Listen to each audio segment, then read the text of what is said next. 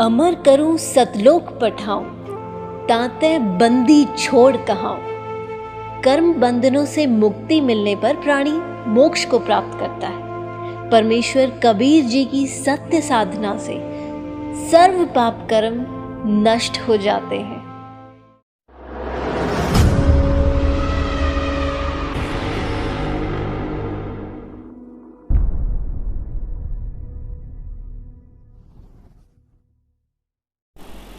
तो परमात्मा कहते साच कहूं तो जग नहीं माने और झूठ कही ना जाई हो, ये ब्रह्मा विष्णु शिव जी दुखिया जिन ये राह चलाई हो।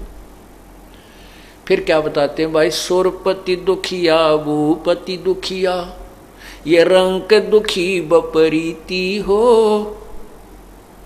कहे कबीर और सब दुखिया, एक संत सुखी मन जीती हो। संत सुखी मन जीती हो। सोरपति देवताओं का राजा इंद्र भी महादुखी, क्योंकि आपने विष्णु पुराण शिव पुराण पढ़कर देखो, देवी पुराण है। कहते हैं जैसे रावण ने सिद्धि शक्ति करके और इंद्र के स्वर्ग के राजा के ऊपर आक्रमण कर दिया। यहाँ से सेना को अपनी सिद्धि शक्ति से विमान में बैठाकर उठाकर ले गया और वहाँ देवताओं के राजा इंद्र के ऊपर हमला बोल दिया।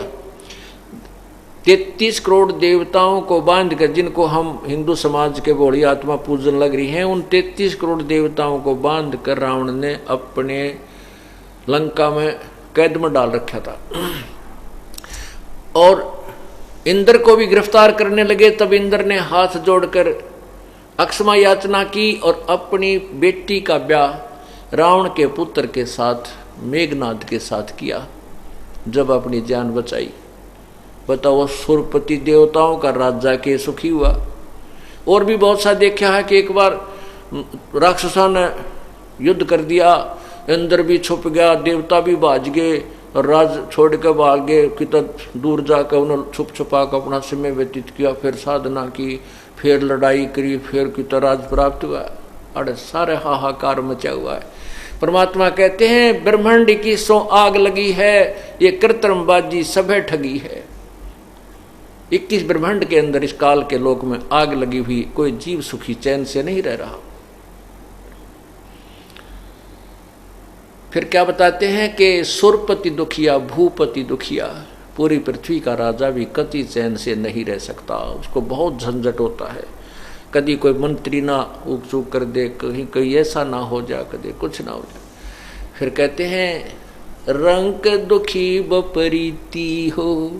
रंक तो स्वाभाविक दुखी, क्यों रंग गरीब पर सारिये मार पड़ा करें, वो तो स्वाभाविक दुखी, बपरीती यानी स्वाभाविक दुखी। लेकिन वो रंग कब तक दुखी है, जब तक वो परम पिता पूर्ण परमात्मा की शरण में नहीं आता।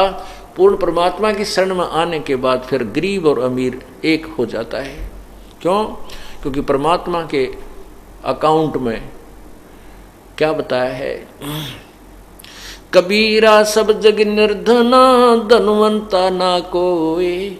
धनवंता सो जानियो, जिस पर राम नाम धन होए।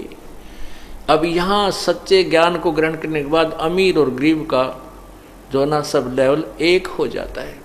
परमात्मा के दरबार में धनवान वो है जिसके ऊपर राम, जिसके पास राम नाम की कमाई है, बेशक से वो मजदूर है, चाहे वो सेठ है या राजा है। और फिर क्या बताते हैं, कहे कबीर और सब दुखिया, एक संत सुखी मन जीती हो। संत सुखी मन जीती हो। अब देखो मन कैसे जीता जाएगा, यू ज्ञान से। ज्ञान से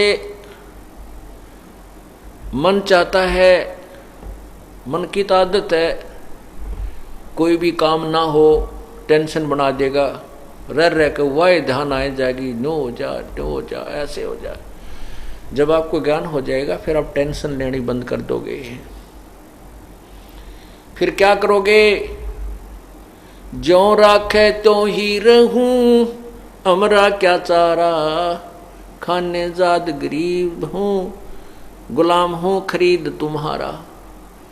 राज्य क्रमता राम की रजा धरे जो शीस, दास गरीब दरस फरस तिन फेंटे जगदीश।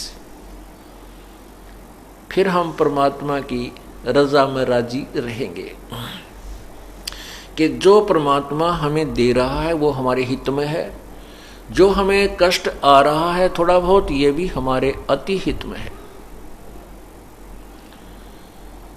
फिर आपका जो छोटा मोटा नुकसान होता है तो उसको आप नुकसान नहीं गिनते, आपको तत्व ज्ञान के आधार से ये पता लग जाता है कि ये हानि जो मुझे आज 10,000 की हुई है मनमानिया 10 लाख की होनी थी। आज आपकी टांग टूट गई एक्सीडेंट में तो आपको ये आपके तुरंत ध्यान में आएगी कि अगर आज क्षण में ना होता तो मेरी जान जानी थी, मेरा जीवन शेष नहीं था। तो इस प्रकार हमने अपने मन को जीत कर सुखी होना है। आपको कोई वस्तु डिमांड है आपकी और ये मन वहाँ सुई को ले जाता है तो इस तत्व ज्ञान से इसके टेंशन को फिर समाप्त किया जाता है।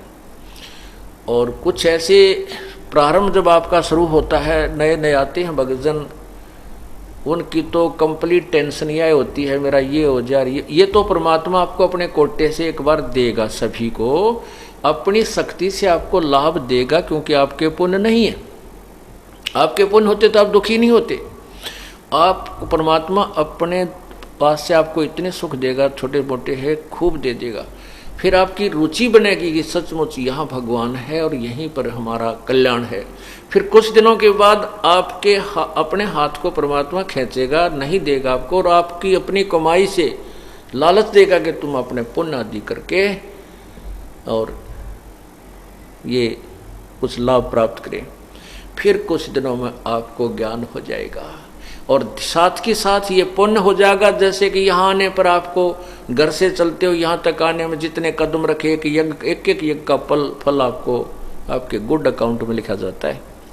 जितनी देर आप सत्संग ज्ञान सुनते हो ज्ञान यज्ञ में लिखा जाता है। आप यहाँ ज्योति के लिए जो दान करते हो हवन होता है, वो हवन यज्ञ होती है। प्रणाम करते हो आकर के प्रणाम यज्ञ होती है।